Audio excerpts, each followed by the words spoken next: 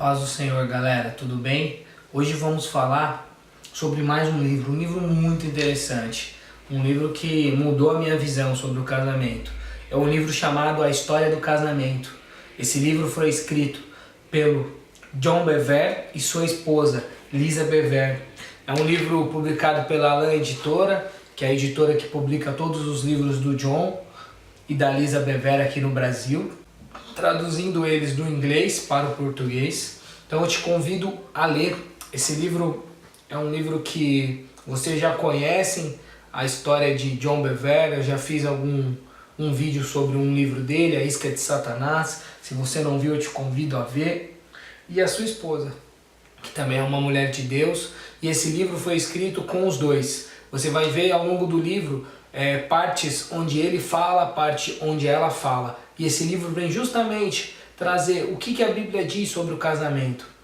E para a gente iniciar, vamos ver o que a Bíblia inicia falando. Quais são os primeiros passos da Bíblia sobre o casamento. Muito interessante.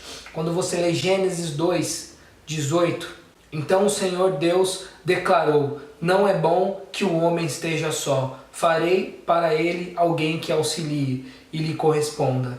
Gênesis 2:21-22. Então o Senhor Deus fez o homem cair em profundo sono. Enquanto ele dormia, tirou-lhe uma das costelas, fechando o lugar com carne. Com a costela que havia tirado do homem, o Senhor Deus fez uma mulher e a levou até ele.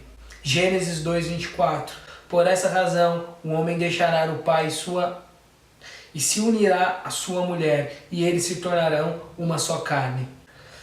Interessante é que a Bíblia já começa com a construção do homem construído. Deus cria a mulher, que sai de dentro do homem, e com a criação dos dois, que a Bíblia fala que a mulher seria uma auxiliadora, Deus cria o casamento. E o interessante é que o texto começa falando que o homem deixará o pai e a sua mãe.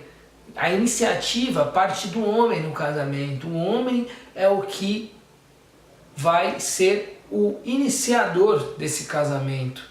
Muito interessante o que a Bíblia diz. O livro, vamos falar um pouco do livro agora. Nosso casamento é assim: ambos trabalhamos e ambos somos líderes. Fora do nosso casamento, às vezes trabalhamos juntos, como no caso deste livro, às vezes trabalhamos separados, mas o objetivo do nosso casamento e os nossos valores essenciais não oscilam. Os papéis do marido e da mulher no relacionamento não variam de acordo com a nossa capacidade de gerar renda. Hoje vivemos numa sociedade onde, mais que natural, o homem e a mulher trabalhando fora de casa. Mais do que natural, muitas vezes a mulher gerando mais renda que o homem. Não é muito difícil você ver mulheres liderando equipes muito maiores do que os seus maridos. Isso não tem problema nenhum, isso é uma coisa natural, é uma coisa que o tempo gerou isso. Não há problema, pelo contrário, é algo muito bom, porque a gente vê numa história onde a mulher foi sempre oprimida, onde a mulher foi sempre calada, a sua voz foi sempre calada, a sua voz foi sempre colocado uma tarja, e hoje a gente vê uma mulher muito mais ativa. Isso é muito da hora, isso é muito legal. O grande problema é o quanto toda essa mudança do mundo de hoje, toda essa mudança da sociedade tem atrapalhado o relacionamento conjugal, tem atrapalhado o relacionamento entre o homem e a mulher. O interessante é que, independente da posição, o livro nessa parte ele quer deixar bem claro, independente da posição que o homem ou a mulher exerça fora do casamento, o casamento, dentro do casamento, essa posição não pode oscilar. A mulher tem sempre que entender a sua posição no casamento, e o homem tem sempre que entender, independente do que aconteça fora. Hoje, no seu casamento, para você que é casado, tem acontecido isso ou não? Independente da capacidade de liderança, hoje a gente vê mulheres com a capacidade de liderança formidável, capacidades de liderança muito melhores do que muitos homens. E talvez hoje você, homem, esteja casado com uma mulher com uma capacidade de liderança muito melhor que você. E como tem sido esse convívio? Ela que tem liderado a casa ou você tem tentado aprender com essa capacidade dela e se colocando no seu lugar e se aperfeiçoando nessa liderança também para tomar a frente de iniciativas que cabem ao homem? Os valores não podem mudar, independente o quanto fora do casamento, fora do lar, homens e mulheres exerçam papéis muitas vezes muito diferentes ou muito iguais, coisa que antigamente isso não existia. Onde hoje uma mulher busca cada vez mais espaços. Quantas mulheres hoje estão em muitos lugares da sociedade exercendo papéis de liderança onde antes era apenas para homens. Mas tudo isso não pode mudar o que a Bíblia diz sobre o casamento. E ao longo dos vídeos a gente vai entender o que a Bíblia diz sobre casamento, quais são os valores. O interessante, se a gente ler Malaquias 2, do 15 ao 16, fala o seguinte: não foi o Senhor que os fez um só? Em corpo e em espírito eles lhe pertencem. Porque um só? Porque ele desejava uma descendência consagrada. Portanto, tenham cuidado, ninguém seja infiel à mulher da sua mocidade. Eu odeio o divórcio, diz o Senhor, o Deus de Israel. E também odeio o homem que se cobre de violência, como se cobre de roupas, diz o Senhor dos Exércitos. Por isso, tenham bom senso, não sejam infiéis. Interessante. Então a gente começa já a ver a primeira coisa que o Senhor detesta num casamento: divórcio e infidelidade. Nesse caso aqui ele coloca como um grifo o homem, a infidelidade do homem. O que o livro diz? Não há dúvida de que o casamento é maravilhoso, mas às vezes ele é um processo doloroso. A maioria de nós tende a ter muito mais paciência com a dor envolvida em um processo quando entendemos o seu propósito. Hoje, talvez você esteja passando por um momento difícil no seu casamento. Talvez você vai passar por um momento difícil no seu casamento. Isso é natural, isso faz parte do processo de aprendizagem. Mas a grande questão é o quanto hoje você sabe o verdadeiro propósito do casamento. Você tem ideia daquilo que foi falado lá no altar, quando houve o casamento, até que a morte os separe? Isso verdadeiramente é real ou não? Na primeira discussão, na primeira briga, já vem o pensamento de divórcio, já vem o pensamento de separar. E o interessante é que o livro traz uma ideia muito da hora. Quando nós vamos a um dentista, quando nós vamos a um médico, mesmo que aquele processo seja doloroso, nós nos submetemos àquele processo, sabendo que no final vai ter uma cura, vai ter uma restauração do dente, vai ter uma melhora significativa. E o nosso casamento muitas vezes se torna muito difícil porque nós não entendemos o final, nós não entendemos o propósito de tudo aquilo, e toda situação que nós passamos se torna dolorosa e cansativa. Então entenda o futuro para você viver o presente. Você saberá lidar muito mais com o presente se você entender o futuro, o propósito final. O que tudo aquilo que você está passando hoje pode significar no futuro. Claro, precisamos entender o que estamos vivendo hoje. É um processo dado por Deus para a nossa aprendizagem, ou isso é fruto de erros, de consequências que nós deixamos de tomar ou tomamos sem pensar? Isso é muito interessante. Te convido a pensar sobre isso. Algumas perguntas legais para nós nos questionarmos, principalmente você que é casado, você que não é, se questionar já hoje. Por que você se casou?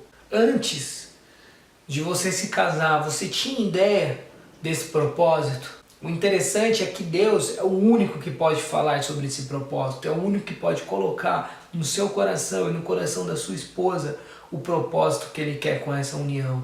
Deus não une pessoas apenas, Deus une chamados, Deus une projetos, algo muito mais grande do que um simples casamento. Entender isso, entender o propósito, entender os projetos dos dois, torna o processo de amadurecimento, de crescimento muito menos doloroso, bem menos doloroso. E isso gera consequências para o casal positivas. Ao invés de ficar se matando, ao invés de ficar muitas vezes debatendo, você entende o propósito de uma forma totalmente mais madura. O livro fala o seguinte: quando Deus nos encarregou de multiplicar, Ele não estava apenas falando sobre fazer beber. Deus entendia que a união do homem e a mulher, o que parece ser simples, uma simples soma, 1 mais 1, criaria uma oportunidade para uma grande multiplicação. O que a Bíblia diz sobre isso? Gênesis 1, do 27 ao 28. Criou Deus o homem à sua imagem, a imagem de Deus o criou, o homem e a mulher os criou. Deus os abençoou-lhes e disse: sejam férteis, multiplicam-se, encham-se e subjuguem a terra, dominem sobre os peixes do mar, sobre as aves dos céus, sobre todos os animais que se movem pela terra. Mateus 19, 11 ao 12, Jesus respondeu: nem todos têm condições de aceitar essas palavras, somente aqueles quem isso é dado. Alguns são eunucos porque nascem assim, outros foram feitos assim pelos homens, outros ainda se fizeram eunucos por causa do reino dos céus. Quem puder aceitar isso, aceite. O interessante é que o livro fala o seguinte: o dia do casamento foi feito para ser um dia cheio de esperança, beleza e celebração. Entretanto, a esperança e a beleza a longo prazo e o relacionamento se concretizam melhor quando os casais planejam seus finais felizes, com o mesmo fervor que celebram os começos. Ser felizes para sempre não é algo que acontece por acaso. É um propósito que buscamos determinadamente e construímos cuidadosamente. Então Deus não uniu apenas 1 mais 1. Deus tem um propósito maior, que o dom da mulher, que o dom do homem se una um com o outro, e ao invés de eles terem um dom só, agora eles têm dois. Então entenda, a forma que você vê seu casamento, a forma que você vê, muitas vezes, o homem gosta de azul, a mulher gosta de rosa. Talvez isso pode gerar uma discórdia fantástica, uma discórdia onde os dois brigariam por qualquer coisa. Mas se você vê de outra forma isso, você passaria a enxergar: nossa, agora nós gostamos de duas cores. Eu gosto de azul e você gosta de rosa. Entende? Então tudo vai partir da forma que você vê. E um final feliz, um casamento feliz, até que a morte o separe, depende mais de nós do que do próprio Deus. Porque o próprio Deus já tem uma palavra rema sobre o casamento. Já tem um decreto. O casamento é eterno. O casamento é uma forma onde Deus escolheu se manifestar diante dos homens. Agora depende de nós trazer isso à terra, ligar isso na terra como é nos céus. A palavra fala o seguinte, Lucas 14, do 25 ao 30, uma grande multidão ia acompanhando Jesus. Esse, voltando-se para ela, disse: se alguém vem a mim, ama seu pai, sua mãe, sua mulher e seus filhos, seus irmãos, irmãs e até a sua própria vida, mais do que a mim, não pode ser meu discípulo. E aquele que não carrega sua cruz e não me segue, não pode ser meu discípulo. Qual de vocês, se quiser construir uma torre primeiro, não se assenta e calcula o preço, para ver se tem dinheiro suficiente para completá-la? Pois se lançar o alicerce e não for capaz de terminá-la, todos os que virem rirão dele, dizendo: este homem começou a construir e não foi capaz de terminar. Interessante esse texto. Investimento não é só financeiro no casamento. Estamos investindo tempo no nosso casamento, estamos investindo a nossa dedicação, o nosso coração para aquele grande dia. Quanto tempo falamos, muitas vezes, passamos falando do futuro após o casamento. Muitas vezes há tanta preparação para aquele grande dia, o dia do casamento, e chega aquele grande dia. Após o primeiro dia, após a lua de mel, os casais se deparam com uma situação. E agora, o que vamos fazer? O que vai ser de nós? Nós temos planejado como vai ser esse final feliz com a pessoa do seu lado ou não? Ou nós simplesmente deixamos a vida levar e vida leva eu, né? Como diz aquela música. Ou nós estamos verdadeiramente fazendo esse planejamento. Esse planejamento de um final feliz tem sido alinhado com os planos de Deus? Nós temos alinhado a nossa vontade com a vontade de Deus? A nossa história sempre terá que estar ligada com a vontade de Deus e com as gerações que irão por vir. Não pense, não planeje apenas o seu casamento, planeje as gerações futuras. Isso é ter um entendimento profundo do que Deus quer para uma união entre um homem e uma mulher. Não deixe de curtir esse vídeo, compartilhe, comentem se você já leu esse livro, faça algum comentário sobre essa parte. Quero saber mais sobre o seu casamento, como o Senhor vem te ensinado ao longo do teu casamento, sobre as dificuldades. Ouça, reflita e escreva sobre isso.